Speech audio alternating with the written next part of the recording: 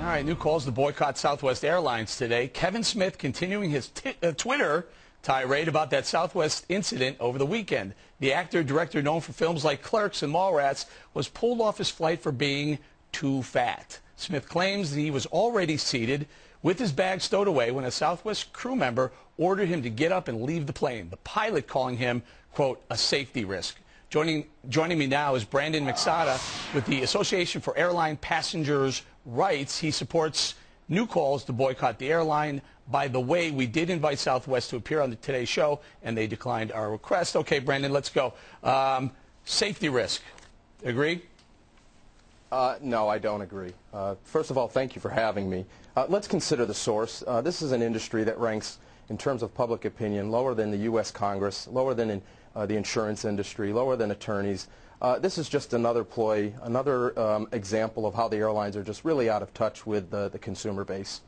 Now, Southwest, you see these commercials all over the place. They don't charge for bags. They have the baggage guys crying. They're waving to the bags goodbye. They don't charge, but they'll charge. They have a fee, don't they? Don't they have a fee for heavier people? They do. It's ironic that they'll sit there and blast the airways with commercials, touchy-feely commercials about how they're going to treat your bags right, yet they'll discriminate and treat a whole class of citizens very unfair. And we just frankly think it's really bad business. Brandon, hold there for a second. We're going to bring in Southwest Airlines statement.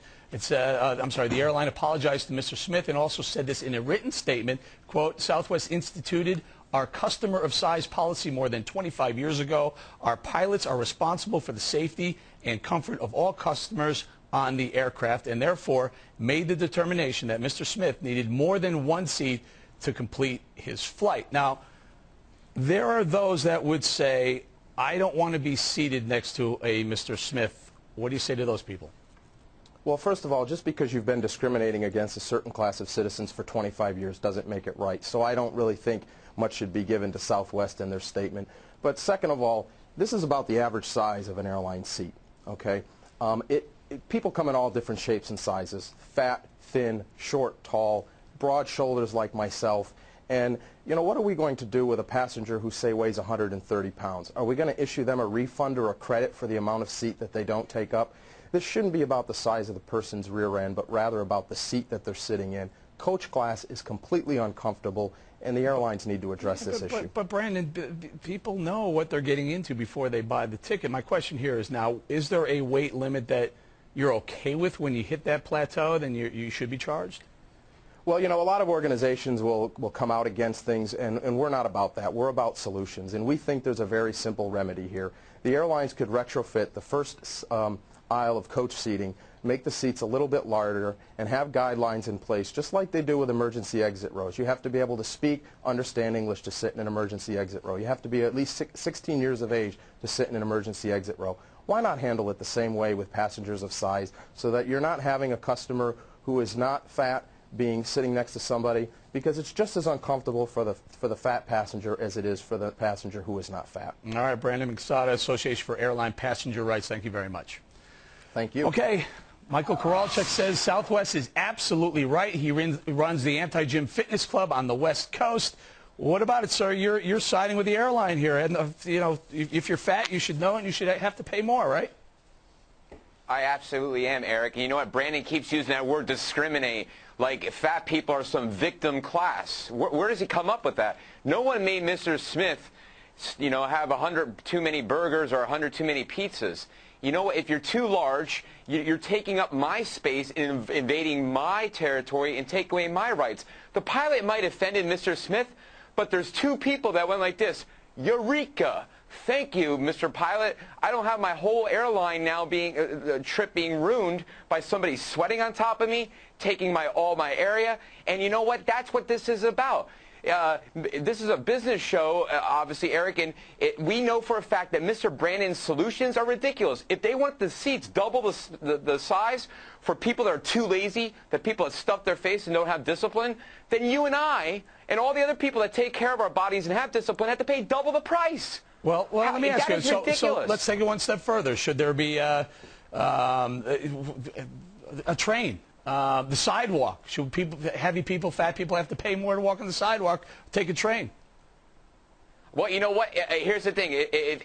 If Eric, the analogy, is everybody is paying to go on the sidewalk and they're taking up double the space and there's a price for that, absolutely. It's product and demand, and that's where they're going. And you and I both know there's studies show that the cost of fuel is almost 30% more in terms of fuel being used because of the obesity problem with airlines. So we're not even charging them for that. It's very simple. If you're too large. Here's the only problem with that argument. Southwest is very proud to tell everyone that they don't charge you for extra baggage. That's more weight going on the airplane. I'm sitting next to a guy with 6 bags. I'm paying more for his fuel, right? True. Yeah, but I don't think they give you 6 bags. I think it's only 2 bags. Okay, so 2 bags. Southwest. No, but the point being, you can't give me the weight analogy because there will be people who bring more weight on the airplane, and I'm paying. If I bring a carry-on, I'm paying for that fuel. Eric, you tell me right now. You look in my eyes and tell me that when you're on the airplane and you see a 400 to 500-pound person walking down the aisle, that you're not like, please don't sit next to me. Please don't sit next to me. And here's the reason why. If they didn't buy 2 seats, your experience has been destroyed.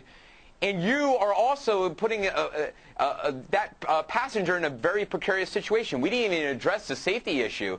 The bottom line is this gentleman, Mr. Smith, was going to take the aisle seat.